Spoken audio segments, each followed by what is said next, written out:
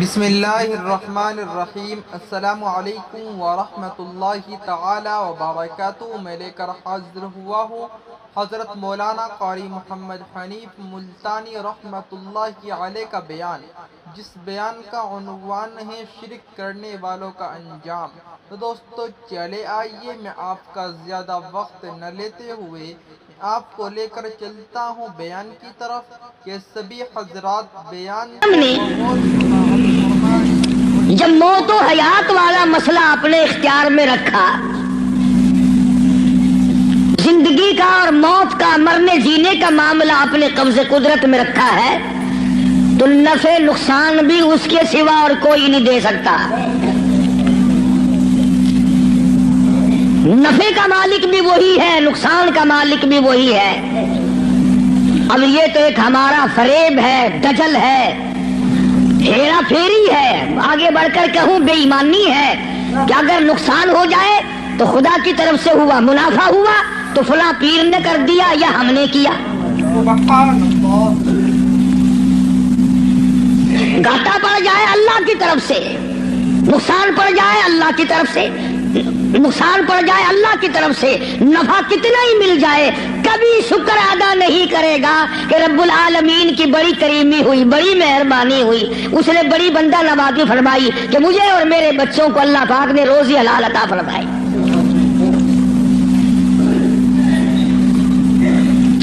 جب یہ ساری چیزیں اسی کے قبضے قدرت میں ہیں، تو مشرکین مکہ نے آ کر مدنی کریم صلی اللہ علیہ وسلم کے سامنے ایک بات کہی ہے، اللہ اکبر، کہنے لگے تو ہمیں اپنا دین بتا، تیرا دین کیا ہے؟ جیسے یہاں بیٹھ کر دو چار آدمی بات کریں نا تو اشاروں میں اپنے لوگوں کو کہا کرتے ہیں یہ جڑا بندہ ہے نا گال پیا کردا یہ معلوم ہوندا پھریا ہویا بندہ ہے، مطلب یہ ہوتا ہے کہ بے دین دا بندہ ہے، بے فرقے دا بندہ ہے، کوئی اور طرح دا بندہ ساڈے مطلب دا نہیں۔ مشرکین مکہ سارے اکٹھے ہو کر سامنے آئے مدنی کریم صلی اللہ تعالی علیہ وسلم کے، اور آ کے کہنے لگے تو رات دن کچھ پھری باتیں کرتا ہے، کچھ اور طرح کی باتیں کیا کرتا ہے، تیرے دین کا ہمیں پتہ کوئی نہیں چلتا، تیرے ایمان کا پتہ نہیں چلتا، تیرے اسلام کا ہم کو پتہ نہیں، تیرے مذہب کا پتہ نہیں، ہمیں دین بتا۔ آواز آئی قل، میرے نبی کہو، فرماؤ یا ایھا الناس، او مکے والوں، او مدینے والوں، او عرب والوں، عجم والوں، ساری دنیا کے انسانوں، عربیوں، عجمیوں، کالوں، گوروں، پڑھے ہوئے ہو، ان پڑھو، بوڑھوں، جوانوں، عورتوں، مردوں، فرمایا یا ایھا الناس، اے لوگوں، اللہ پاک فرما رہے میرے محبوب یوں فرماؤ یا ایھا الناس ان کنتم فی شک من دینی، ان کنتم، اگر تم شک رکھتے ہو، ان کنتم فی شک من دینی، اگر تمہیں شک ہے میرے دین میں، میرے دین کے بارے میں، میرے دین کے معاملے میں، آؤ میں اپنا دین صاف کر کے بتا دوں، آؤ میں اپنا مذہب بتا دوں، آؤ تمہیں میں اپنی جماعت بتا دوں، آؤ میں تمہیں اپنا فرقہ بتا دوں۔ فرمایا فلا اعبد الذین تعبدون من دون اللہ،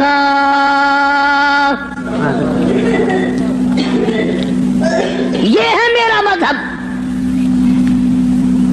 جن کے سامنے تم سر جھکاتے ہو، جن کی قبروں کا تم طواف کرتے ہو، جن کی قبروں کو چاٹتے ہو، جن جگہوں کو بابرکت سمجھتے ہو، میں کالی کملی والا اپنی جان ختم کروا سکتا ہوں، پر میں خدا کی چوکھٹ کے سوا کسی بت کے، کسی قبر کے سامنے سر جھکانے کو تیار نہیں۔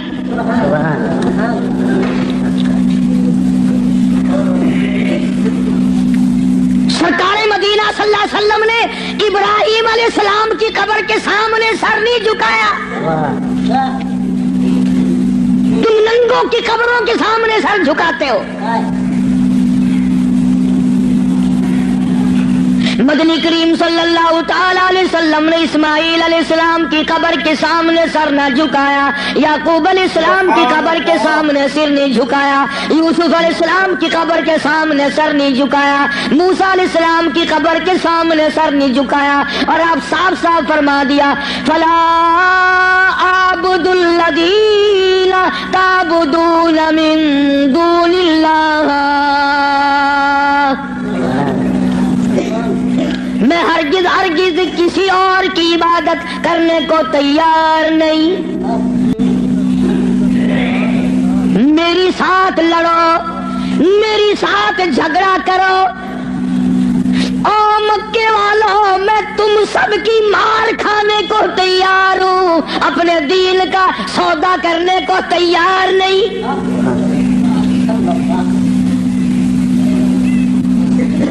رات کو مارا, دن کو مارا, صبح مارا, شام مارا, اپنوں نے مارا, غیروں نے مارا. خدا کی قسم مکے کے مردوں نے مارا, آمنہ کے درے یتیم کو مکے کی عورتوں نے مارا.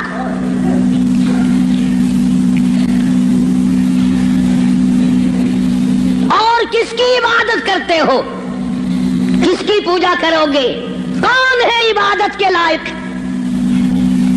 فرمایا میں تو عبادت بھی, سجدہ بھی, رکوع بھی, نظر نیاز بھی ساری اس کے لیے کرتا ہوں. ولیکن اعبد اللہ الذی یتوفاکم, فرمایا میں اس کو خدا مانتا ہوں, میں اس کو رب مانتا ہوں, میں اس کو مشکل کشا مانتا ہوں, میں اس کو حاجت روا مانتا ہوں, میں اس کو نظر نیاز کا حقدار مانتا ہوں, جو میری اور تمہاری موت پہ قادر ہے.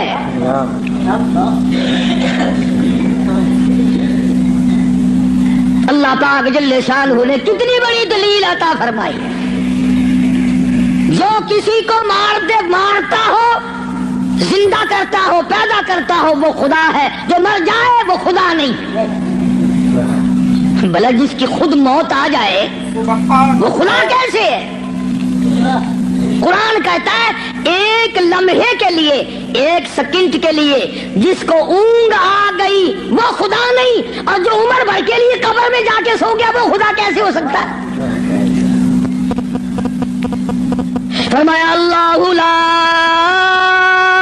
الہ الا هو الحی القیوم, الہ وہ ہے, مشکل کشا وہ ہے, ستاروں کا مالک وہ ہے, چاند کا مالک وہ ہے.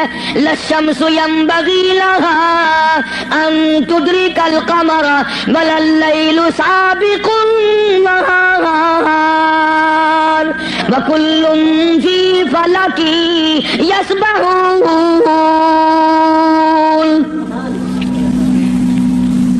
فرمایا کتنی مدت گزر گئی, چاند سورج کو گردش کرتے, کبھی ٹکر ہوئی, کبھی ایکسیڈنٹ ہوا, رات دن کو کتنے دن ہو گئے چلتے ہوئے, کبھی تک آپس میں ٹکراؤ تصادم ہوا. تو ارشاد فرمایا محمد عربی صلی اللہ علیہ وسلم کی زبان سے, اللہ پاک نے, کلام خدا ہے, زبان مصطفیٰ ہے, حکم خدا کا ہے, زبان کالی کملی والے کی ہے. فرمایا ولیکن اعبد اللہ,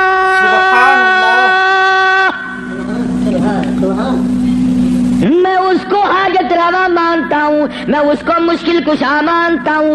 میری بگڑی بنانے والا وہ ہے, اجڑوں کو بسانے والا وہ ہے, اولاد دینے والا وہ ہے, اولاد دے کر کے لے لینے والا وہ ہے, تخت و تاج عطا کرنے والا وہ ہے, اور تخت پہ سے اٹھا کر پھانسی پہ لٹکا دینے والا وہ ہے.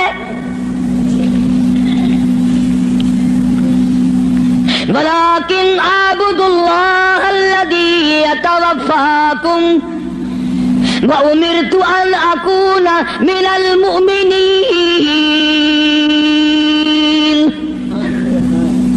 مجھے حکم ملا ہے کہ میں سب سے پہلے اس مالک کائنات پہ یقین کرنے والا بنوں، فرما برداری کرنے والا بنوں، احکام کو سنبھالنے اور عمل کرنے والا بنوں. سب سے پہلے مجھے حکم ملا ہے. وَأَنْ أَقِمْ وَجْهَكَ لِلدِّينِ حَنِيفًا وَلَا تَكُونَنَّ مِنَ الْمُشْرِكِينَ. فرمایا کہ مجھے حکم ملا ہے میں اللہ سبحانہ و تعالیٰ کی طرف منہ رکھوں.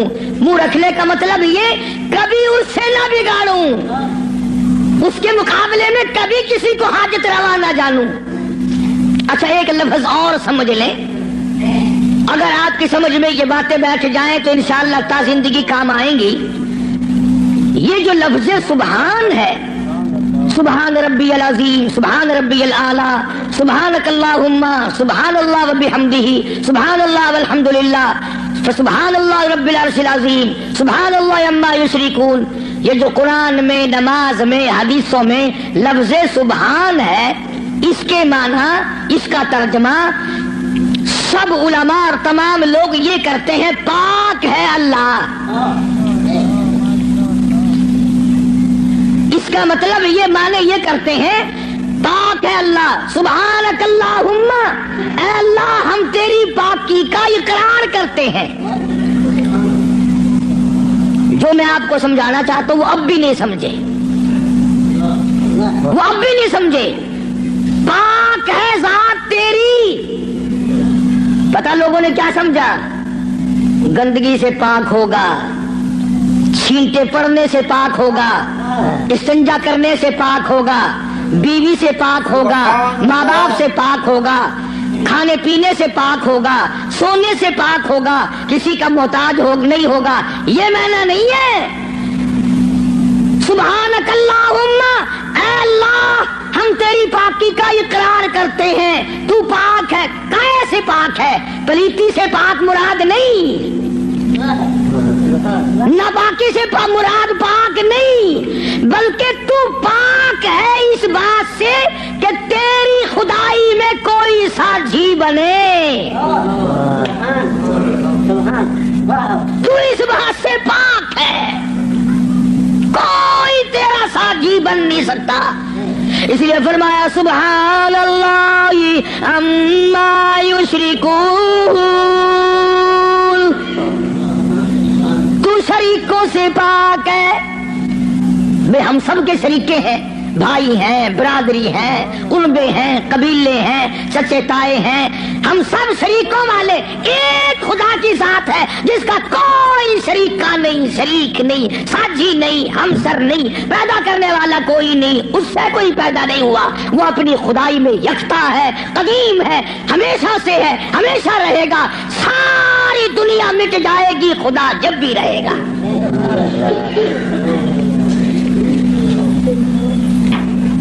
لوگ سبحان اللہ کا معنی یہ سمجھتے ہیں، سارے مولوی بھی سکھاویں اللہ کی ذات پاک ہے. لوگ یہ سمجھتے ہیں غسل خانے میں سے نہا کے نکلا ہوگا، پاک ہو گیا، پاک ہے. تمام ان چیزوں سے وہ پاک ہے جو محتاجوں میں ہوا کرتی ہیں. اور وہ اتنا بڑا پاک ہے کہ 1,24,000 نبی مل کر، سن لو اور دل کی تختی پہ لکھ کے لے جاؤ، آدم علیہ السلام سے لے کر امام الانبیاء محبوب کبریا حضرت محمد مصطفیٰ صلی اللہ تعالی علیہ وسلم کی ذات اقدس تک 1,24,000 نبی. ابو بکر صدیق سے لے کر بلال حبشی تک 1,29,000 صحابہ اکرام، ہزاروں کتب، ہزاروں ابدال، تمام کے تمام نبی، رسول، پیغمبر، صحابہ، ولی، قلندر مل کر اللہ کی ذات سے ایک ذرہ برابر کام زبردستی نہیں کرا سکتے.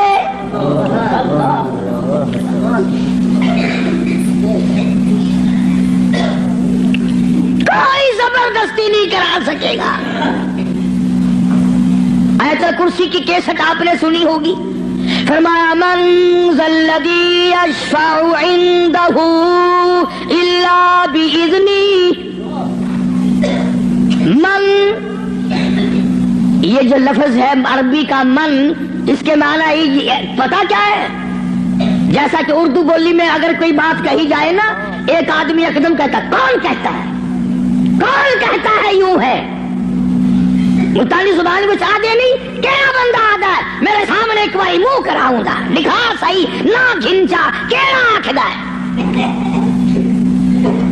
فرمایا من ذا الذی یشفع عنده، کون ہے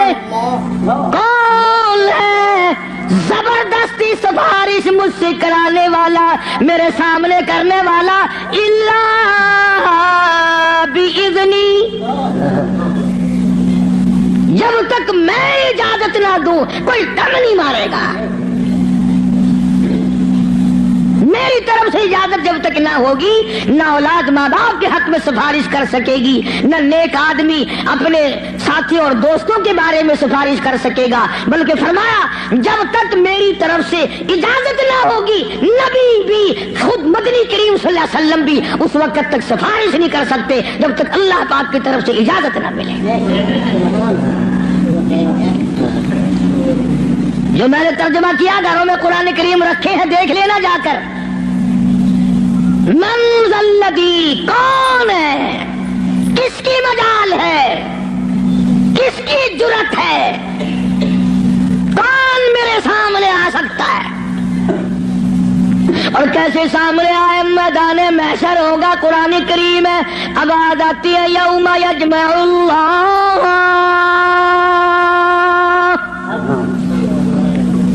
یوم یجمع اللہ الرسل فیقول ماذا اجبتم.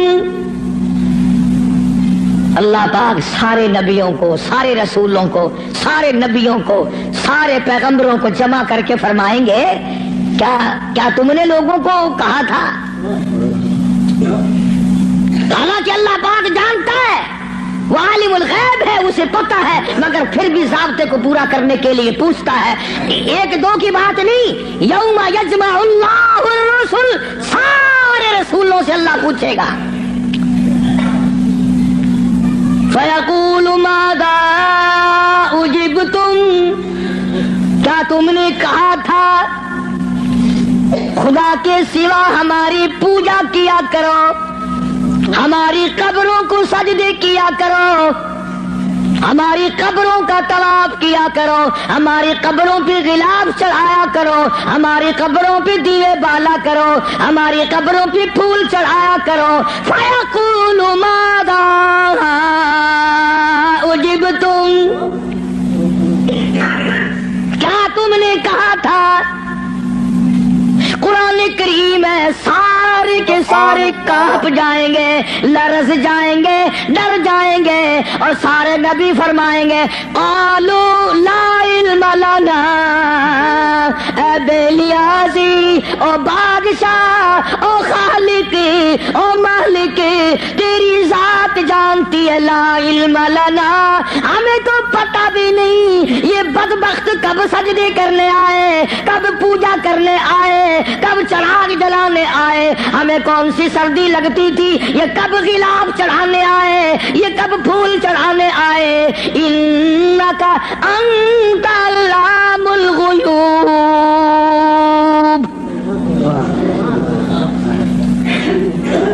اگر ہم کہتے میرے رب اور ہمارے پروردگار تیرے سے چھپی نہ رہتی بات، ہم نے نہیں کہا ان کو. اللہ سبحانہ و تعالی نے پھر آگے چل کر چند آیتوں کے بعد ایک ایسے پیغمبر کا تفصیلی ذکر فرمایا. سبحان اللہ، اللہ اکبر. پہلے تو سارے پیغمبروں کا حال بتا دیا، قیامت کے دن یہ بنے گا. پھر اگلی آیتوں میں ایک ایسے پیغمبر کا، ایک ایسے رسول کا ذکر خیر فرمایا جن کی ذات کو عیسیٰ علیہ السلام کہتے ہیں، جن کو اس وقت پوری دنیا میں آدھے سے زیادہ آبادی خدا مانتی ہے. اس پیغمبر کا صاف پھر اعلان کیا، فرمایا وَإِذْ قَالَ اللَّهُ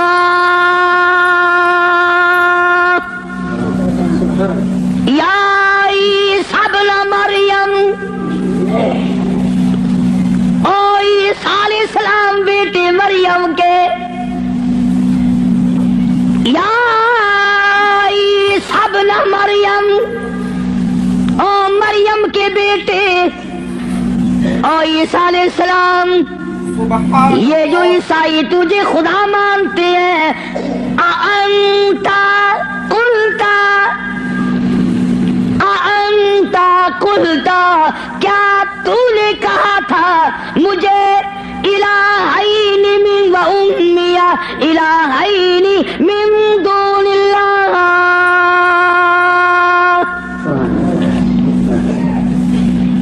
کیوں جناب اے عیسیٰ علیہ السلام، کیا تم نے کہا تھا لوگوں کو کہ مجھے اور میری والدہ کو خدا ماننا؟ اب ایک کڑوی بات کہہ دوں، عیسائی ایک عیسیٰ علیہ السلام کو خدا مانتے ہیں، ایک ابراہیم علیہ السلام کو خدا مانتے ہیں۔ عیسائی تین خدا کو مان جائیں تو اسلام سے نکل جائیں، کافر ہو جائیں، اور ہمارے لیے چھٹی ہے، ہم ہزاروں خداؤں کو مانتے رہیں۔ الگ الگ تقسیم بنا رکھی، فلانا مرض پاک مائی ٹھیک کرے گی، آخر مچھلی کھین کے بنا ہے، اسے پاک مائی دی جا کے بنا ہے، انشاءاللہ خیر آنے سی مچھلیاں دی جا بئی گولی کھڑن، ککڑا دی جا بئی ہے، بکریاں دی جا بئی ہے، ساڈا نمبر آوے انشاءاللہ کٹے دا گوشت، ماں پیو دا ختم دیوانا ہوئے نا، اندازہ لگا تماشا دیکھ کیا بنا رکھا ہے، الگ الگ جگہ بنا رکھی ہے۔ اولاد وہاں سے ملے گی، بادشاہت وہاں سے ملے گی، دکان میں برکت وہاں سے پڑے گی، کیا بتاؤں؟ عیسیٰ ابن مریم، اور عیسیٰ علیہ السلام بیٹے مریم کے، انتا، خدا کی قسم اگر تم عربی سمجھتے نا، عربی تمہارے کلیجے پھٹ جاتے۔ خدا نے یہ جو لفظ استعمال کیے نا یہاں، انتا، بڑے جھڑکی والے لفظ ہیں، اور کیا تو نے من دون اللہ، میرے سوا، اللہ اکبر، اللہ پاک کے غضب کو، اللہ کے قہر کو، اللہ کے جلال کو انبیاء سے زیادہ کون سمجھ سکتا ہے؟ پیغمبروں سے زیادہ اس کے قہر کو کون جانے؟ عیسیٰ علیہ السلام تھرا جائیں گے، گھبرا جائیں گے۔ قرآن اب جواب کیا ہونا چاہیے تھا؟ کو اللہ کے سوا خدا بنا لینا، تو جواب یہ ہونا چاہیے تھا، نہیں جی، نہ صحیح، نہیں صاحب، میں نے ایسا نہیں کیا۔ اللہ اللہ، عبادات عیسیٰ علیہ السلام روئے، گھبرائے، بول اٹھے، فرمانے لگے قال سبحانک، آیا وہی لفظ، عیسیٰ علیہ السلام، پاک ذات تیری، سبحانک، تو پاک ہے، شریکوں سے پاک ہے، عیبوں سے پاک ہے۔ جب تو خود پاک ہے، میں شریک کیسے بن جاتا؟ ہاں کی بات نہیں کری، خدا کی عدالت ہے۔ ہاں سیشن میں عدالت میں پیشی ہو نا، کئی دن پہلے بخار چڑھ جاتا ہے، ہائی کورٹ کی پیشی ہو ہفتہ پہلے دماغ خراب ہو جاتا ہے، سپریم کورٹ کی پیشی ہو 6 مہینے پہلے دماغ خراب ہو جاتا ہے فکر میں۔ ارے خدا کی عدالت کی پیشی ہے، عدالت خدا کی ہے، پیشی نبی کی ہے۔ فرمایا قال سبحانک، بولے ہیں عیسیٰ علیہ السلام، یا اللہ پاک ذات تیری، ما یکون لی ان اقول ما لیس لی بحق، یا اللہ تو پاک ہے جن چیزوں سے میں ایسی بات کیسے کہہ سکتا ہوں؟ کیوں کر میں کہتا ایسی بات جس سے تو پاک ہے، یعنی اور خدا ہو ہی نہیں سکتا۔ اور آگے پھر عیسیٰ علیہ السلام نے اور فرمایا ان کنت قلتہ فعلمت، اگر میں کہتا یا اللہ تو جان لیتا، تجھ سے چھپا ہوا کچھ بھی نہیں ہے، تجھے علم ہوتا۔ کیوں؟ تعلم ما نفسی ولا اعلم ما فی نفسک، تجھے وہ سارا پتا ہے جو میرے دل میں ہے، میرے جی میں ہے، اور میں نہیں جانتا جو کچھ تیرے علم میں ہے۔ تعلم ما نفسی، تو جانتا ہے جو کچھ میرے دل میں ہے، میرے جی میں ہے، ولا اعلم ما فی نفسک، میں نہیں جانتا جو کچھ تیرے علم میں ہے۔ انک انت علام الغیوب، غیب کی باتیں جاننے والا تو ہی ہے، تیرے سوا کون جانے کل کیا ہوگا، پرسوں کیا ہوگا، صبح کیا ہوگا، شام کیا ہوگا، اور کوئی نہیں جان سکتا۔ معلوم یہ ہوا کہ نفع نقصان کا مالک خدا کی ذات کے سوا اور کوئی ہو ہی نہیں سکتا۔ تو بات یہاں سے چلی کہ محمد عربی صلی اللہ علیہ وسلم کو مشرکین مکہ نے پوچھا تو اپنا دین بتا، تو اپنا عقیدہ بتا، آپ اپنا مذہب بتائیں، آپ اپنا مسلک بتائیں، آپ اپنا عقیدہ بتائیں۔ تو فرمایا وَأُمِرْتُ لِأَنْ أَكُونَ أَوَّلَ الْمُؤْمِنِينَ، مجھے حکم ملا سب سے پہلے میں یقین کرنے والا بنوں۔ وَأَنْ أَقِمْ وَجْهَكَ لِلدِّينِ حَنِيفًا وَلَا تَكُونَنَّ مِنَ الْمُشْرِكِينَ، میں اس خدا کی طرف منہ کیے بیٹھا ہوں، میرا اسی کی طرف دھیان ہے، اسی کی طرف توجہ ہے۔ اور لوگوں مجھے مارو یا چھوڑو، سنا کرو یا لڑائی کرو، میرے غلاموں کو مارو یا چھوڑو، میں اپنے اس پیٹ پہ ایک ایک وقت میں 2 پتھر تو باندھ سکتا ہوں، پر اپنے خدا کے ساتھ میں کسی کو شریک نہیں کرنے کا۔ میں ایک وقت میں 15 دن درختوں کے پتے تو چبا سکتا ہوں، پر میں اللہ سبحانہ و تعالیٰ کے ساتھ میں کسی کو شریک نہیں کر سکتا۔ اس کی چوکھٹ کے سوا میں اور کسی جگہ سر جھکا نہیں سکتا۔ یہ سر کر سکتا ہے، جھک نہیں سکتا۔ کیوں؟ فرمایا وَلَا تَدْعُ مِن دُونِ اللَّهِ مَا لَا يَنفَعُكَ وَلَا يَضُرُّكَ، نفع اسی کی طرف سے ہے، نقصان اسی کی طرف سے ہوگا۔ اور اگلی آیت کا اگر سیدھا ترجمہ کروں تو آپ سمجھیں گے مشکل سے۔ قرآن کریم کا یہ مزاج ہے، اللہ تبارک و تعالیٰ کی یہ عادت ہے کہ وہ احکام بیان کرتے ہوئے اس طریقے سے بیان کرتے ہیں جیسا گھروں میں عورتیں ڈائریکٹ بہو کو کہتی ہوئی ذرا گھبراتی ہے، لڑائی جھگڑے کا امکان ہے کہ کھڑی ہو جا، کام پڑا ہے۔ اصل مقصد ہے بہو کو کہنا، لیکن ماں کرے گی کیا؟ یہ چھوکری کھڑی ہو جا، دیر ہوگی، شرم نہیں آتی، اب تک پڑی ہے، جانے گی نا کہ یہ میری لڑکی ہے، برا نہیں ماننے کی۔ اصل میں کہنا بہو کو ہے، سنانا لڑکی کو ہے، اس لیے حکم دینا امت کو ہے اور کلوانا کالی کملی والے کی زبان سے ہے۔ لوگ قرآن کا مزاج نہیں سمجھ سکتے۔ ڈائریکٹ عورت کبھی نہیں کہتی روٹی پکا لے، منہ کھڑی ہو کر روٹی برتن مانج لے، کپڑے دھو لے، بلکہ اگر صرف چھوٹی سی بچی بھی ہوگی اسی کا نام لے گی، یہ تو جھاڑو دے لے، بکر لگا لے، برتن پڑے ہیں انہیں صاف کر لے۔ حالانکہ کہنا بہو کو، نو کو کہنا مقصد ہے، لیکن ماں لڑکی کا نام لیتی ہے۔ اللہ سبحانہ و تعالیٰ نے فرمایا میرے محبوب اگر آپ نے نفع نقصان کا مالک کسی اور کو سمجھا، اللہ اکبر، پھر قرآن کریم کا مزاج دیکھو، فرمایا فَإِن فَعَلْتَ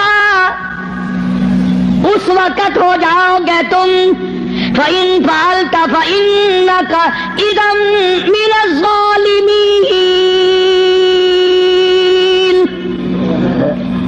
اگر کسی کو نفع نقصان کا مالک سمجھا ظالمین میں سے بن جاؤ گے، راہ ہدایت تمہارے سامنے سے اٹھ جائے گا. اس لیے میں نے یہ عرض کیا بڑی 11ویں، چھوٹی 11ویں، درمیانی 11ویں، پتہ نہیں کیا کیا بنا رکھا ہے. اصل قصور ہمارا مولویوں کا نہیں ہے جو بدعت نکالتے ہیں، قصور تمہارا ہے.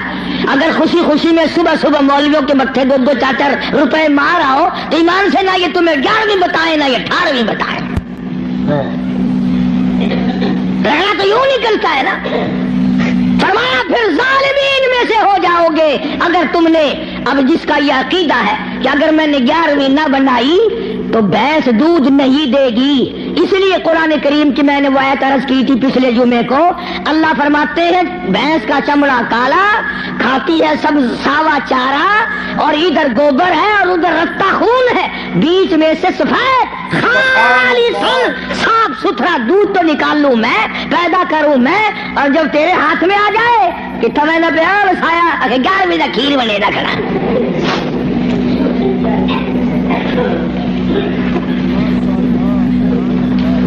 یہ میں نے پیدا کیا ایک ایک قطرہ دودھ کا، ایک ایک قطرہ خالصاً. لوگوں نے یہ سمجھا پانی ملا ہوا نہیں ہوگا. یہ جو لفظ خالص ہے قرآن کریم میں، اس کے لوگوں نے یہ سمجھا ہوگا کہ خالص ہوگا بغیر پانی کا. نہیں، یہ بات نہیں، بلکہ اللہ پاک فرماتے ہیں پانی سے بھی پاک ہے. خالصاً میرے نام کے سوا اس دودھ کا ایک قطرہ پیدا کرنے والا کوئی نہیں. خالصاً ایک بوند دودھ کی میرے سوا کوئی نہیں بنا سکتا. اس لیے فرمایا وَيَمْسَسْكَ اللَّهُ. اللہ اللہ. سورۃ یونس کا آخری رکوع ہے، 11واں سپارہ ہے. دیکھا 11ویں کا ثبوت 11ویں سپارے میں. میں نے ایک مولوی صاحب سے پوچھا، میں نے کہا جی 11ویں کا کوئی ثبوت بھی ہے؟ آخر ہاں. میں کہا کتنے؟ اگر 11واں سپارہ نہیں کھڑا قرآن میں. میں کہا ہے اکبر کی 11ویں ثابت تھی گئی.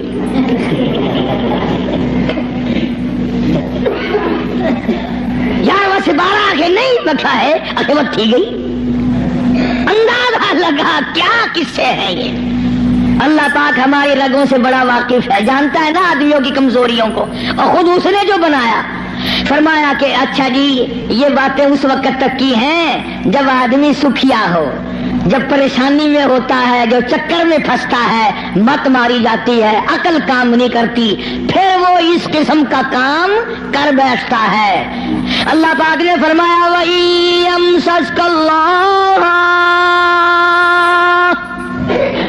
بِضُرٍّ فَلَا كَاشِفَ لَهُ إِلَّا هُوَ. اگر کسی کو دکھ پہنچے، کوئی چکر آ پڑے، کوئی مصیبت آ پڑے، کوئی دکھ آ پڑے، کوئی پریشانی آ پڑے، الا ہو، میرے سوا کوئی دور کرنے والا نہیں. کون ہے؟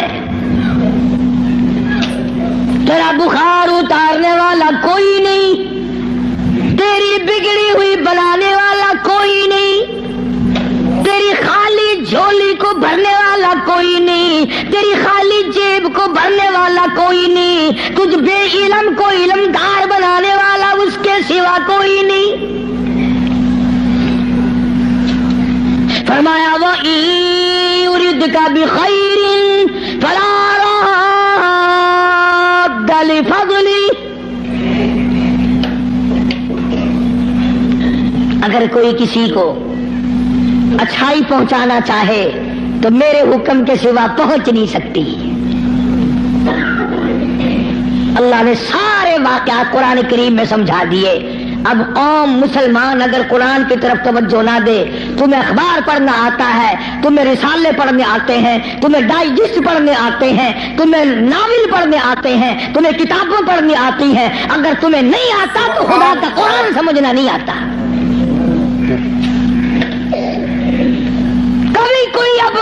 اپنے بیٹے کو اس نیت سے نہیں پڑھاتا میرا بیٹا پڑھے گا، قرآن کا ترجمہ سیکھے گا، میں تو ان پڑھ رہ گیا، مجھے بھی سنایا کرے گا، میری اپنی اماں کو بھی سنایا کرے گا، اس نیت سے کون پڑھاتا ہے؟ نیت بات پہلے ہوتی ہے، بعد میں آگے ہم لوگ چلتے ہیں۔ قرآن سے دشمنی اس دنیا میں، اس ملک میں، ہندوستان میں سب سے پہلا ترجمہ قرآن کریم کا مجدد الفسانی امام ربانی شیخ احمد فاروقی سرہندی رحمت اللہ علیہ نے کیا۔ قرآن کا ترجمہ کر دیا فارسی میں۔ وہ زمانہ فارسی کا تھا، لوگ عموماً فارسی بولا کرتے تھے۔ دلی میں، آگرے میں، میرٹھ میں دفتری زبان، سرکاری زبان فارسی تھی۔ تو مجدد الفسانی سرہندی رحمت اللہ علیہ نے قرآن کریم کا ترجمہ فارسی میں کر دیا۔ اب جتنے بڑے بڑے پیر تھے، گدی نشین تھے، سب کو آگ لگ گئی۔ انہوں نے کہا اگر قرآن کا ترجمہ لوگوں کی سمجھ میں آ گیا پھر ہماری پوجا کون کرے گا؟ اگر قرآن سمجھ میں لوگوں کی آ گیا پھر ہماری پوجا کون کرے گا؟ چنانچہ سارے پیر فقیر اکٹھے ہو کر بادشاہ کے پاس دلی گئے، احتجاج کیا کہ دیکھو جی ہم یہ بات گوارا نہیں کرنے کے۔ کیا بات جی؟ فقیر ہو، درویش ہو، کلندر ہو، پیر ہو، مولوی ہو، کیسے آئے ہو؟ انہوں نے کہا توبہ توبہ توبہ توبہ، قرآن کی بے ادبی ہو گئی۔ کیا ہوا؟ دیکھو ترجمہ لکھا ہوا تھا نا یوں برابر میں۔ انہوں نے کہا دیکھو جی قرآن میں است پست لکھ دیا، وہ فارسی زبان لکھی نا حضرت نے ترجمے میں۔ توبہ توبہ، قرآن کی بے ادبی، ملاوٹ کر دی قرآن میں۔ اور اندر کا چور بتایا نہیں کہ ہمیں ڈر یہ ہے کہ اگر قوم قرآن سیکھ گئی تو پھر اتنے کون آئے گا؟ بادشاہ ان کی باتوں میں آ گیا، مجدد الفسانی سرہندی رحمت اللہ علیہ کو طلب کیا، دلی بلایا، اور ایک پیر چلتا ہوا کان میں پھونک ماری آیا بادشاہ کے، کہنے لگا پکا وہابی ہے، وہ وہابی ہو گیا ہے۔ اس پر بھی ایک بات یاد آئی میرے، آپ کو بھی سنا دوں لطیفے کی۔ مولانا اشرف علی تھانوی سبقت رحمت اللہ علیہ یہ لکھا ہے کہ ایک گاؤں میں بنیے کی دکان تھی، جیسے ساری دنیا میں تھی اور ہے۔ مولوی صاحب جو تھا امام مسجد، وہ سودا ادھار خریدا کرتا تھا، سبھی ادھار لیا کرتے تھے اس زمانے میں بنیوں سے۔ ایک دن بنیے نے ذرا گرم ہو کر کے مولوی صاحب سے کہہ دیا کہ جی وہ پیسے بہت دنوں کے ہو گئے پہنچاتے نہیں ہو، کمال ہے تمہاری، لے لے کے کھا جا رہے ہو، دیتے نہیں ہو۔ مولوی صاحب ناراض ہو گیا، جمعہ جو آیا اس میں اعلان کر دیا آج کے بعد اس بنیے کی دکان سے کوئی سودا نہ خریدے، میں نے تحقیق کی ہے یہ بنیا وہابی ہو گیا ہے۔ اب لوگوں نے تو مولوی کا کہنا ماننا ہی تھا، سارے چھوڑ گئے۔ بنیا صبح بیٹھے، شام کو تھپڑ میں سے یوں ہی خالی اٹھ جائے، بڑا حیران ہے کیا ہوا، یہ تو ہوتا تھا کبھی زیادہ بک گیا کبھی تھوڑا، یہ جنرا کیسے لگ گیا، کوئی نہیں آتا، بالکل بند۔ دو چار دن کے بعد اسے پتا چل گیا کہ مولوی صاحب نے جمعے میں اعلان کیا کہ بنیا وہابی ہو گیا ہے، اس لیے سودا لینے کوئی نہیں آتا۔ بنیا بولنا ہو دیکھو کہاں ماری مولوی نے۔ اس نے سوچا چلو مولوی والے پیسے رہ جائیں گے، اندر کاروبار تو کرنا ہے۔ گیا اور جا کر کے ہاتھ جوڑ کے کہنے لگا مولانا وہ پچھلے بھی معاف کر دیے اور اگلا جو بھی لیا کرو میں پیسے نہیں مانگنے کا۔ بس اگلے جمعے کو مولوی صاحب نے اعلان کر دیا فلاں بڑیے سے سودا خریدا کرو، اس نے وہابی پڑے سے توبہ کر لی۔ مجدد الفسانی سرہندی رحمت اللہ علیہ سردار سرتاج الاولیاء، بادشاہ کے کان میں ایک پیر کہہ آیا کہ وہ وہابی ہے۔ انہوں نے کہا اچھا دیکھ لوں گا میں۔ بلایا مجدد صاحب کو، اور کسی نے کہہ دیا تجھے سجدہ نہیں کرنے کا، وہ بادشاہوں کو لوگ سجدے کیا کرتے تھے، تجھے سجدہ نہیں وہ کرنے کا۔ تو اس نے کیا کیا، بادشاہ نے اپنے دربار میں ایک موری بنوائی، ایک دری بنوائی جس میں سے آدمی جھک کے گزرے تو گزرے ورنہ گزر ہی نہیں سکتا تھا. انہوں نے کہا چلو مولوی ہے وہ اکڑا ہوا سجدہ تو کرے گا نہیں, باقی میری عزت تو ہوگی, اس میں سے تو جھکے گا نا, دری میں سے تو, اس دروازے میں سے تو جھک کے آئے گا, کم سے کم لوگ دیکھ تو لیں گے. بادشاہ کے سامنے مولوی بھی, شیخ احمد فاروقی مجدد صاحب بھی جھک رہے ہیں. لیکن ان اللہ والوں کی عقل کو بادشاہ کہاں پہنچ سکتے ہیں؟ سبحان اللہ, اللہ والے ہوتے ہیں. جب وہ آیا نا موقع, موری آئی, وہ دری آئی, اور مجدد صاحب کو کہا کہ جی اس میں سے گزرنا ہے, بادشاہ اندر آپ کو بلا رہا ہے. مجدد صاحب سیاںا آدمی, یوں دونوں پیر پہلے اندر ٹپا کے اور پھر یوں کر کے اندر گیا. سارا دربار حیران ہو گیا کہ یہ کیا ہوا بھائی. اس نے اپنی جان میں زور بھی لگائے, دری بنوائی, موری بنوائی کہ چلو مصنوعی جھک جائے گا. مجدد صاحب نے پہلے پیر اندر نکالے, قید کر دیا. اللہ اللہ اللہ. ہاں, قرآن کا ترجمہ جس نے بھی کیا مار کھائی. نبی نے کیا اس کو پتھر لگے, مجدد نے کیا اس کو قید ملی. آج میں ترجمہ کروں گا تو مجھے کیا دے کے جاؤ گے؟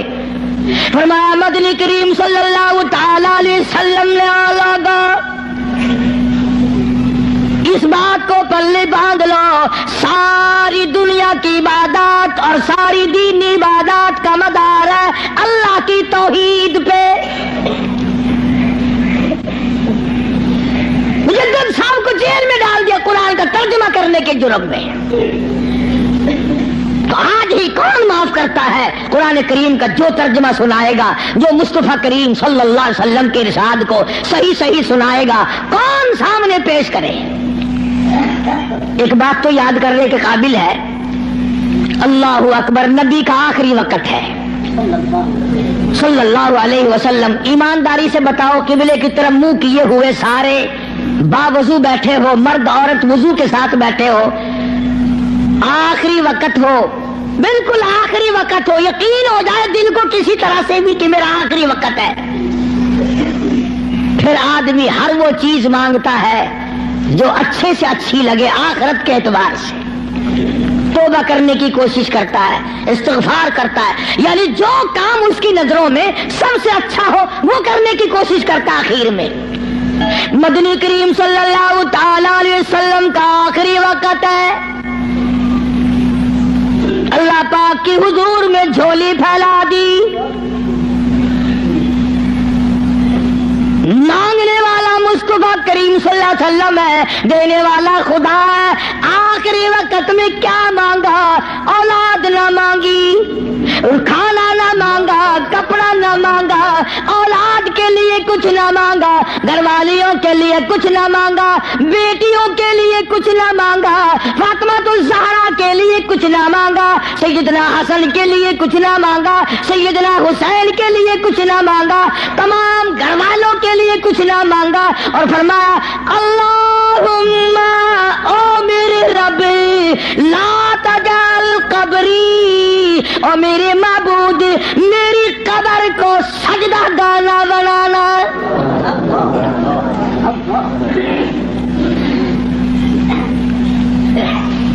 دعا ہے امام الانبیاء. یہ جو جالیوں کے پاس کوڑا لیے کھڑے ہیں یہ کالی کملی والے کی دعا ہے, دعا. انہوں نے تو کہتے ہی رہنا تیری خیر ہوئے پیرے دارا, روزے دی جالی چوم لین دے, ایک لگتا پٹخارا ہو گیا. ہوں 400 بندے کٹھے ہوئے, مدینے پاک سے ملاد کرنا ہی کرنا ہے. انہوں نے پھڑ کے ٹھوک دیتے جیل وچ. مگر تسی اتنے مدینے پاک امام الانبیاء دا روزہ اتنے ہوئے, کالی کملی والے صلی اللہ علیہ وسلم دا روزہ مبارک اتنے ہوئے, حضور دے 10,000 جرنیل اتنے ستے پے ہومن, حضور دی 4 بیٹیاں اتنے ہومن, حضور دی 2 گھر والیاں اتنے ہومن, حضور دی 6 پھوپھیاں اتنے ہومن, اور جتنے خالی جیسے جرنیل سوئے ہوئے ہو وہاں تو بیٹھ کر میلاد کرنے لگا. لگائے ڈنڈے لاہور کی پولیس نے بھی. احتجاج کرو جی, اللہ کا دربار ہے, مصطفیٰ کے کریم صلی اللہ علیہ وسلم کا دربار ہے اللہ کی اجازت کے بغیر، اور میرے محبوب صلی اللہ علیہ وسلم کی منشا کے بغیر مکے مدینے میں کوئی قائم نہیں رہ سکتا۔ تو دعا مانگی، اللہم لا تجعل قبری، یا اللہ میری قبر کو سجدہ گاہ نہ بنائیو۔ ہاں، اور بلکہ یہ تو اللہ میاں سے دعا مانگی، دوسری ایک حدیث یاد آئی، غلط بات نہیں، قبر میں آخر میں نے بھی قبر میں جانا ہے، اللہ سب کو معاف فرمائے۔ یہ تو اللہ سے دعا مانگی، امت کو کیا فرمایا، امت کو کیا دیا؟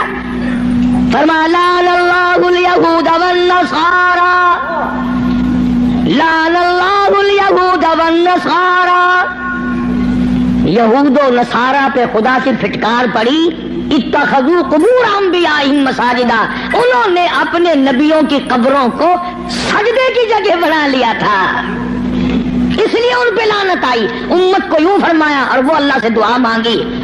گویا مدنی کریم صلی اللہ علیہ وسلم نے آخری وقت میں بھی یہ تعلیم دے دی، سجدے کے قابل وہ ہے، نظر نیاز کے قابل وہ ہے، ایک کا ہو کے جی، ایک کا ہو کے مر، چوکھٹ اس کی سر تیرا، در تیرا سر میرا، حکم تیرا اعمال میرے، یہ ساری چیزیں بنے گی جب بات بننی ہے۔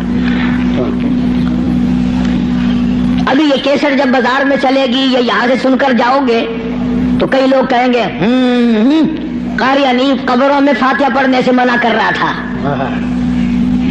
کیوں؟ ان پر کوئی الزام نہیں، جو غلط بات کہے نہ قرآن میں نہ حدیث میں، ہم صحیح بات بھی کہیں پھر بھی اوپر کچھ نہ کچھ فتویٰ لگے بغیر رہتا نہیں۔ ہم آہ بھی کرتے ہیں تو ہو جاتے ہیں بدنام، وہ قتل بھی کرتے ہیں تو چرچا نہیں ہوتا۔ کیونکہ یہ دیکھو قبروں میں ہائے ہائے ہائے ہائے ایڈا ظلم، خدا دا قہر آ گیا ہوں تک، فاتحہ کو لوگ آخر منع کرن پہ گئے، ہٹ کر پہ گئے۔ کس نے منع کیا ہے؟ ایک دن میں 2 مرتبہ قبرستان جایا کر، اور تو جاتا ہے وہاں دربار میں پیر کے اور ماں قبر میں جل رہی ہے، اس ماں کی قبر پہ جا کے فاتحہ پڑھا کر، اور پیر کی جگہ بھی اگر تو جا کے فاتحہ پڑھے تو ثواب ہے، میں منع نہیں کرتا، میں خود جاتا ہوں۔ قرآن پڑھ، تلاوت کر، الحمد شریف 1 مرتبہ پڑھ، 3 مرتبہ قل هو اللہ پڑھ کر اللہ کے بندوں کو ساروں کو بخش دے، ایک کو بخش دے، ماں کو، باپ کو، پیر کو، فقیر کو، کون منع کرتا ہے؟ حکم ہے اس طرح کیا کرو۔ بات ہے دوسری، سلطان باؤ رحمت اللہ علیہ کے مزار پہ چلے جاؤ، ہزاروں من مٹی کا ڈھیر لگا ہوا، چیکڑی مٹی، ٹبے پڑے لگے ہوئے، اور ایک بیٹھا وہاں مسٹنڈا، لائن لگ رہی ہے عورتوں کی، اور وہ مٹی گول گول کے پلا رہا ہے، کہنے لگا جی 100 مرضوں کی دوا ہے حضرت دی، لے یہ بات نہیں ہے، یہ غلط ہے بس۔ اس لیے قرآن کریم کا ترجمہ سورۃ یونس کا جو لکھے پڑے لوگ ہیں 11واں سپارہ سورۃ یونس کا آخری رکوع ہے، اس کا ترجمہ دیکھنا، تفسیر دیکھنا۔ اللہ مجھے اور آپ کو عمل کی توفیق عطا فرمائے، اللہ پاک ہم سب کا خاتمہ بالخیر فرمائے، قرآن کریم کا اور مصطفیٰ کریم صلی اللہ علیہ وسلم کا خادم اور غلام بنائے۔ وآخر دعوانا الحمدللہ رب العالمین۔ اللہم صل وسلم وبارک علی سیدنا مولانا محمد النبی الامی الہاشمی وعلی آلہ واصحابہ برۃ الکرام۔ یا اللہ سب بیماروں کو شفا عطا فرما۔ تو دوستو اگر آپ کو یہ ویڈیو پسند آئی ہے تو لائک کریں، شیئر کریں، کمنٹ کریں، اور ہمارے اس یوٹیوب چینل کو سبسکرائب کرنا نہ بھولیں۔ ملتے ہیں اگلی ویڈیو میں۔ السلام علیکم ورحمۃ اللہ تعالی وبرکاتہ۔